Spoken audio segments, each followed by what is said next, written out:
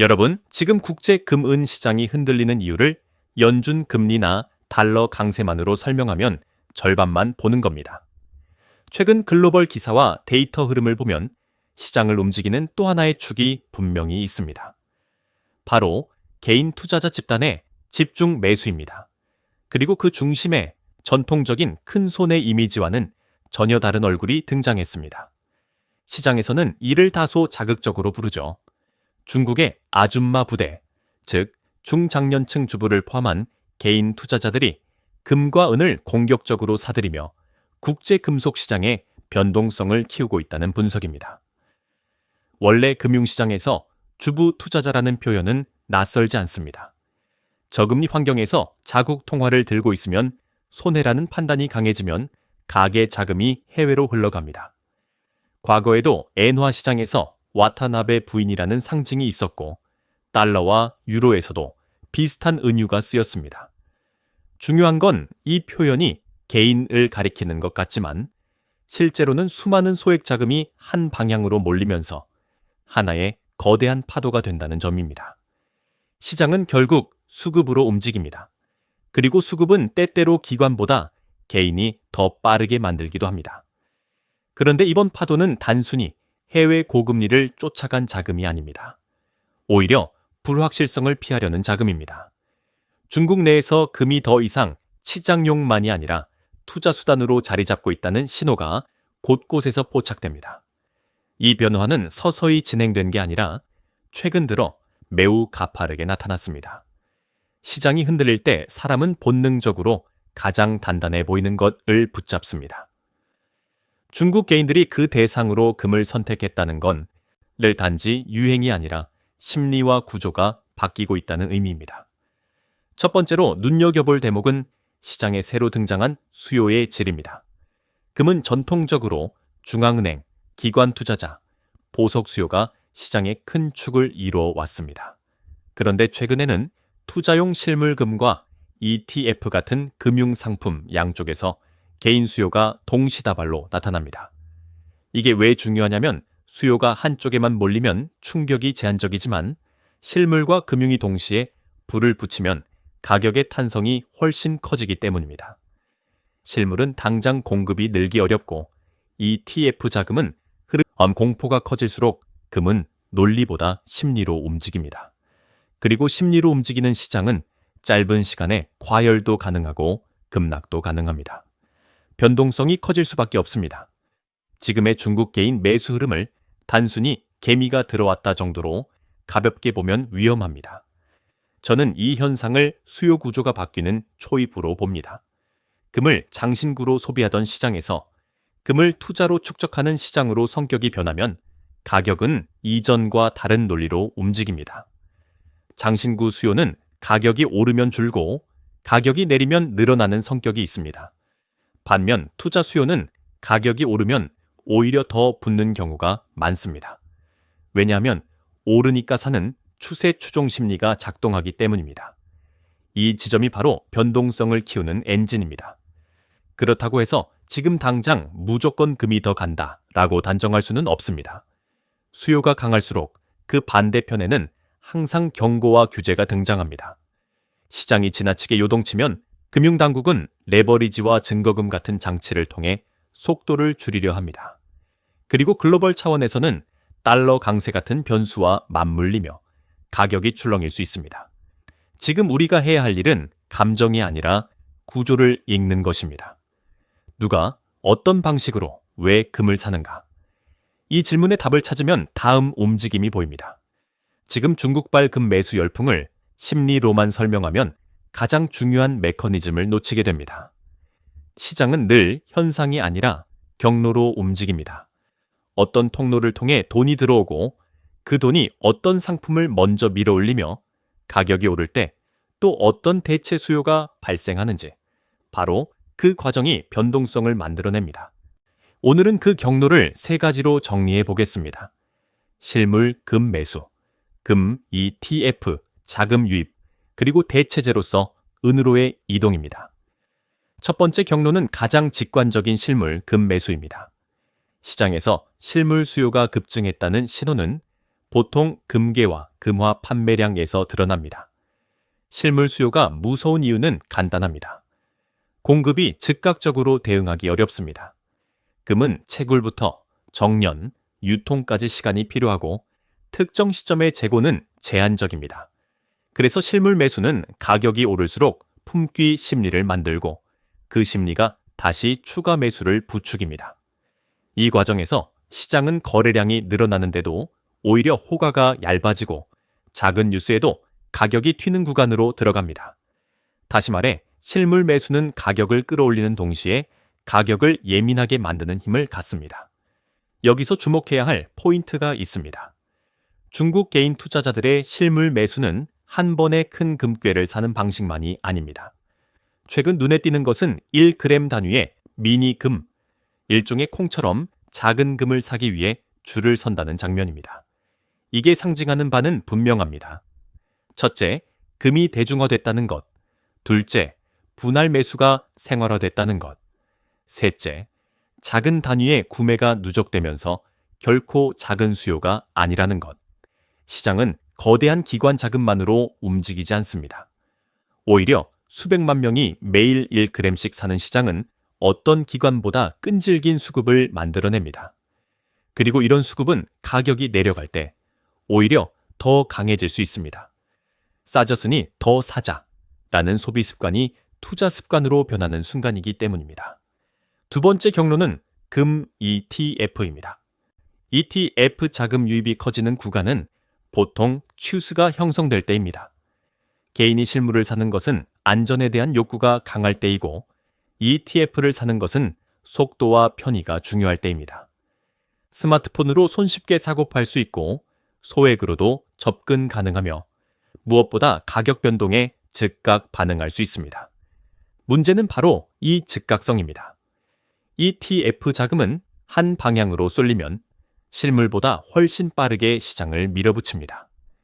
특히 중국처럼 젊은 세대가 모바일 투자에 익숙한 환경에서는 ETF가 매수 열풍의 가속 페달 역할을 합니다.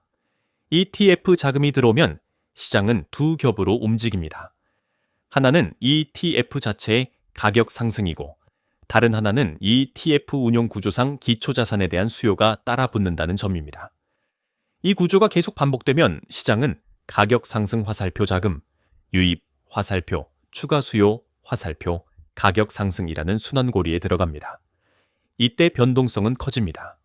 왜냐하면 순환고리는 상승할 때만 작동하는 게 아니라 하락할 때도 동일하게 작동하기 때문입니다. 가격이 꺾이는 순간 자금 유출, 화살표 매도, 압력 화살표, 추가 하락이 한 번에 터져 나올 수 있습니다. 그래서 ETF 중심의 수급은 추세를 만들지만 동시에 급락의 위험도 키우는 칼날입니다. 세 번째 경로가 오늘의 핵심입니다. 바로 은으로의 이동, 즉 대체 수요입니다.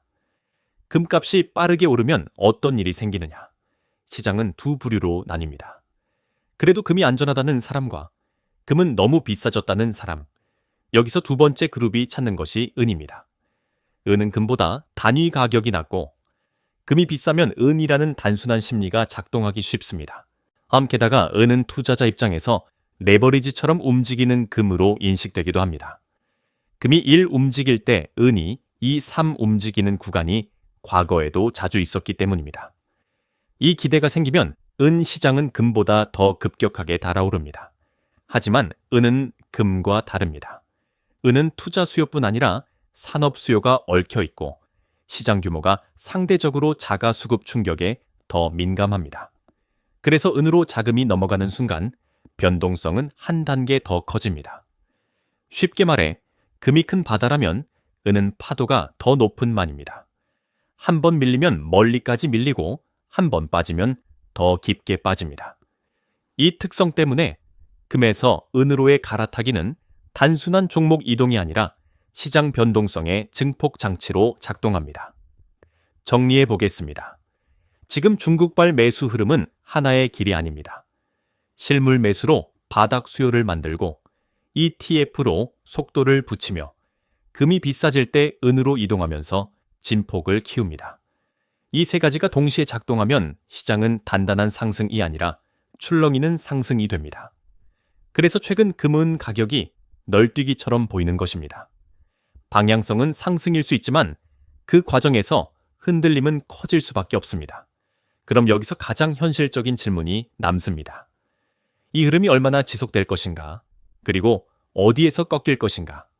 답은 단순히 차트에 있지 않습니다.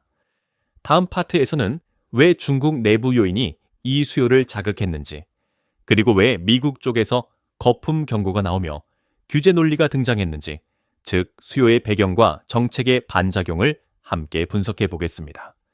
시장은 수급으로 출발하지만 마지막 방향을 결정하는 것은 결국 정책과 심리의 충돌 지점입니다. 이제부터는 왜 중국 개인들이 금으로 몰렸는가를 구조적으로 봐야 합니다. 금값은 늘 달러, 금리, 지정학 같은 외부 변수로 설명되지만 이번 흐름의 뿌리는 의외로 내부에 있습니다. 저는 이 현상을 한 문장으로 정리합니다. 기대 수익이 무너진 자리에 불안이 자리를 잡으면 금이 올라온다. 지금 중국은 바로 그 구간에 들어와 있습니다. 그리고 그 불안이 단기간에 해소되기 어려운 형태로 누적되면서 금은 시장의 변동성이 커지고 있는 겁니다. 첫 번째 요인은 부동산 침체입니다. 중국 가계 자산에서 부동산이 차지하는 비중은 매우 큽니다. 부동산이 오를 때는 집이 곧 저축이었습니다. 그런데 가격이 흔들리기 시작하면 가계는 두 가지를 동시에 경험합니다. 하나는 자산 가치 하락에 대한 공포, 다른 하나는 미래에 대한 자신감 하락입니다.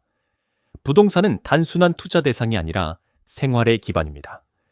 기반이 흔들리면 사람들은 손에 잡히는 안전을 찾습니다. 이때 금은 가장 직관적인 대안이 됩니다. 실물이 있고 역사적으로 가치 저장 수단으로 기능해왔고 무엇보다 국가와 제도가 흔들리는 순간에도 개인이 선택할 수 있는 자산이기 때문입니다. 두 번째는 증시 급락과 신뢰 훼손입니다. 주식은 기대와 스토리로 움직입니다. 성장 서사가 강할 때는 변동성을 감수하지만 서사가 약해지고 규제 불확실성이 커지면 리스크 자산으로 재분류됩니다. 중국 개인 투자자들이 주식에서 상처를 받았다는 이야기는 이미 널리 퍼져 있습니다. 시장이 어려울 때는 좋은 기업을 사면 된다는 논리가 통하지 않습니다. 그 대신 다음 하락이 더 무섭다는 감정이 지배합니다. 이 감정이 확산되면 자금은 공격형에서 방어형으로 이동합니다. 금이 그 방어판의 중심에 서는 겁니다. 세 번째는 저금리 기조와 실질 금리의 문제입니다. 여기서 많은 분들이 착각합니다. 금리는 낮으면 금이 오른다는 단순 공식만 외우는데 실제로 중요한 건 명목금리보다 실질금리입니다. 즉, 예금 이자가 물가 상승이나 자산 불안을 충분히 보상해 주느냐입니다. 만약 예금으로 마음이 편하지 않다면 사람들은 예금을 안전으로 느끼지 않습니다. 특히 통화 가치에 대한 불안이 섞이면 예금은 오히려 가만히 두면 녹는 돈처럼 느껴집니다. 그 순간 금은 녹지 않는 돈으로 인식됩니다. 그래서 금은 수익률 경쟁이 아니라 심리적 안정감 경쟁에서 선택되는 자산입니다. 이렇게 내부 불확실성이 커지면 시장은 자연스럽게 과열의 조건을 갖춥니다. 왜냐하면 금에 대한 수요가 분산이 아니라 집중으로 나타나기 때문입니다. 여기서 정책이 등장합니다. 금값이 널뛰기처럼 움직이고 과열 징후가 커지면 당국은 가장 먼저 레버리지와 증거금을 건드립니다. 빌려서 사는 돈을 줄이면 단기 과열을 시킬 수 있기 때문입니다. 실제로 중국 당국이 증거금 규제 같은 조치를 언급하거나 강화하는 흐름이 나온 것도 이 맥락으로 이해할 수 있습니다. 시장이 과열될 때 당국이 가만히 있지 않는다는 건 전 세계 공통입니다. 그런데 이번에는 한 가지가 더 겹칩니다. 미국 쪽에서의 경고입니다. 여기서 중요한 건 누가 뭐라고 했느냐가 아니라 경고의 논리입니다. 미국이 바라보는 금 시장은 단순히 안전자산이 아닙니다. 달러 체제, 인플레이션 기대, 금리 정책의 신호가 얽힌 복합 지표입니다. 만약 중국발 매수로 가격이 급등하고 변동성이 커지면 미국 입장에서는 가격이 펀더멘털을 앞서가고 있다는 해석을 할 수 있습니다. 그래서 지금 금값은 거품의 정점에 가까워 보인다는 식의 메시지가 나오는 겁니다. 이 메시지는 단순한 의견이 아니라 시장 심리에 대한 브레이크 신호로 기능합니다. 여기서 우리는 두 가지 시나리오를 동시에 준비해야 합니다. 첫째, 경고와 규제가 있어도 매수세가 꺾이지 않는 경우입니다. 내부 불안이 더 커지고 다른 자산이 회복되지 못하면 금은 계속 선택됩니다. 이때 금은 조정이 오더라도 다시 사는 시장이 됩니다. 둘째, 경고와 규제가 촉매가 되어 단기 과열이 꺼지는 경우입니다. 레버리지 축소와 심리 냉각이 동시에 오면 금과 은은 빠르게 출렁이며 조정을 받을 수 있습니다. 특히 은은 앞서 말씀드린 것처럼 시장이 얇아 급락폭이 더 커질 수 있습니다. 중국 내에서 고점에 물린 투자자들이 자신을 수확당하는 존재에 비유하며 불만을 토로한다는 대목도 주목할 필요가 있습니다. 이건 단순한 하소연이 아닙니다. 대중의 감정이 바뀌기 시작했다는 신호입니다. 시장의 전형적인 패턴은 이렇습니다. 초기에 안전하니까 산다로 시작하고 중기에 올라서 산다로 바뀌고 말기에 나만 못 샀다가 퍼집니다. 그리고 마지막에는 왜 나만 손해냐가 터집니다. 이 감정의 순환이 나타나면 시장은 변동성의 끝단으로 향합니다. 아직 끝이라고 단정할 수는 없지만 경고가 나오는 시점은 늘 이런 감정 변화와 맞물립니다. 결론적으로 지금 금은 시장은 중국 내부 불확실성이라는 엔진과 정책 경고라는 브레이크가 동시에 작동하는 구간입니다. 엔진이 더 세지면 가격은 더 갈 수 있지만 브레이크가 강해질수록 흔들림은 커집니다. 그러니 우리는 방향만 보지 말고 진폭과 리스크 관리를 함께 봐야 합니다. 이제 마지막 퍼즐을 맞춰야 합니다. 중국 개인 투자자들의 매수세가 금은 가격을 흔들고 중국 내부의 불확실성이 그 엔진 역할을 한다면 그 엔진을 더 요동치게 만드는 외부 변수는 무엇이냐? 저는 단연 달러 강세를 꼽습니다. 많은 분들이 달러가 강하면 금은 약세라는 단순 공식만 기억합니다. 하지만 지금처럼 수요가 과열되고 정책 신호가 섞여 있는 구간에서는 달러 강세가 오히려 변동성을 증폭시키는 쪽으로 작동합니다. 왜냐하면 달러는 방향을 결정하기보다 시장의 긴장도를 올리는 역할을 하기도 하기 때문입니다. 먼저 기본 구조부터 정리하겠습니다. 금은 달러로 가격이 매겨집니다. 달러가 강해지면 다른 통화를 쓰는 투자자 입장에서는 금이 비싸집니다. 그래서 통상적으로 금 수요가 둔화되고 가격이 눌릴 수 있습니다. 여기까지는 교과서입니다. 그런데 지금은 교과서와 다르게 움직일 여지가 큽니다. 이유는 두 가지입니다. 첫째, 중국의 매수세는 달러 약세를 기다리는 전술적 매수가 아니라 내부 불안에서 비롯된 구조적 매수 성격이 강합니다. 둘째, 달러 강세가 지속될수록 신흥국 통화와 위험 자산의 스트레스가 커지고 그 스트레스가 다시 안전자산 선호를 자극합니다. 즉, 달러 강세가 금을 누르기도 하지만 동시에 불안을 키워 금을 지지하기도 합니다. 이 상충 효과가 겹치면 시장은 한 방향으로 매끄럽게 가지 않고 위아래로 크게 흔들립니다. 이 구간에서 자주 나오는 장면이 있습니다. 달러가 강해서 금이 빠지는 듯 하다가 불안이 커지면 다시 금이 튄다. 이런 움직임이 반복되면 투자자는 체감 변동성이 훨씬 커집니다. 특히 단기 레버리지 자금이 섞인 시장에서는 작은 환율 움직임 하나가 증거금 조정과 강제 청산을 불러오며 가격을 한 번 더 흔듭니다. 금보다 시장이 얇은 은은 더 극단적으로 반응합니다. 그래서 최근 금은이 동시에 널뛰기를 하는 이유를 단순히 중국이 사서라고만 볼 수 없습니다. 중국의 수요, 달러의 힘, 정책의 브레이크, 이 세 가지가 서로 발목을 잡고 밀어내는 줄다리기를 하고 있는 겁니다. 그렇다면 투자자는 이 국면에서 무엇을 기준으로 움직여야 할까요? 저는 네 가지 원칙을 제시합니다. 이건 예측이 아니라 리스크 관리의 프레임입니다. 첫째, 방향을 맞추려 하지 말고 구간을 설정하라입니다. 지금은 추세형 시장보다 구간형 시장에 가깝습니다. 위로도 열려 있고 아래로도 열려 있습니다. 이럴 때는 한 번에 올인하는 방식이 가장 위험합니다. 금은 특히 추격 매수가 치명적일 때가 많습니다. 급등 구간에서 들어가면 작은 조정에도 심리가 무너집니다. 따라서 기준은 단순합니다. 분할, 분할, 그리고 또 분할입니다. 실물이라면 매입 단가를 나누고 ETF나 선물이라면 비중을 쪼개고 손절 기준을 명확히 둬야 합니다. 둘째, 금과 은을 같은 자산으로 보지 말라입니다. 많은 분들이 귀금속으로 묶어버리는데 두 자산의 성격은 다릅니다. 금은 안전자산 성격이 강하고 은은 안전과 산업이 섞여 있습니다. 그래서 은은 상승장에서 더 빠르지만 하락장에서도 더 빠릅니다. 만약 금과 은을 동시에 보유한다면 은은 수익 추구가 아니라 변동성 자산으로 관리해야 합니다. 쉽게 말해 은은 비중을 작게, 금은 비중을 크게 가져가는 방식이 일반적으로 더 안정적입니다. 셋째, 정책 신호를 가격보다 먼저 보라 합니다. 지금 같은 과열 구간에서는 정책이 가격의 끝을 결정할 가능성이 큽니다. 중국의 증거금 규제, 거래 제한, 금융기관에 대한 지침 변화 같은 것들은 단기 충격을 만들 수 있습니다. 미국 쪽의 발언과 금리 경로, 달러 강세의 지속 여부도 함께 봐야 합니다. 특히 레버리지 억제 신호가 나올 때 시장은 순식간에 냉각될 수 있습니다.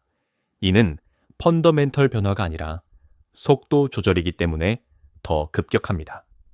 넷째, 내가 금을 왜 사는지 목적을 분리하라입니다. 금을 사는 목적은 크게 두 가지입니다. 자산 방어와 수익 추구, 이 둘을 섞으면 판단이 흐려집니다.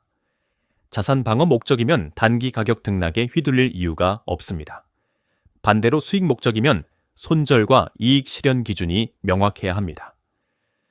문제는 대부분의 개인 투자자가 안전하니까라고 들어왔다가 수익도 내고 싶다로 욕심이 바뀐다는 점입니다. 이 욕심이 변동성 구간에서 손실을 키웁니다. 그래서 저는 항상 묻습니다. 당신은 지금 금을 보험으로 사는 겁니까? 투기적으로 사는 겁니까? 답이 달라지면 전략도 달라져야 합니다. 마지막으로 이 뉴스가 던지는 가장 큰 메시지를 정리하겠습니다. 시장을 흔드는 힘은 이제 기관만이 아닙니다.